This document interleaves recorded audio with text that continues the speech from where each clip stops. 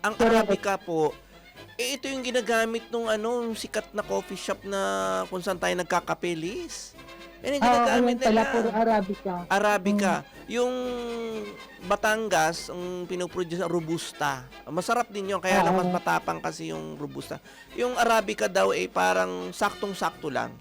Sakto yung pait Mm. niya. Oo.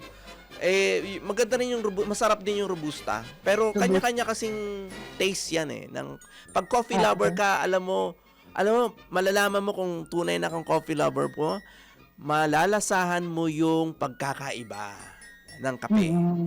Oo. Noong pwede pa ako uminom ng kape, hindi pa ako acidic partner. Gusto ko yung plain lang, yung matapang. Yung No, matapang. brewed coffee na masyado siyang matapang. Negosyo yan ng Siguro ako acidic ako. negosyo siya ng aking mother-in-law, yung patimpla ng kape sa umaga. Kasi may tindahan siya. Sabi ba naman ng isang bumili, sabi niya, Kuya, ba't ang pait naman ng kape mo? Ang kape talagang mapait. Mapait naman talaga ang kape. Nasanay ka lang kasi nilalagay ng asukal, nalalagay ng gatas o kaya ng creamer. Sabi ko, iwasan mo, nakaka-diabetes yan. Maganda talaga black coffee.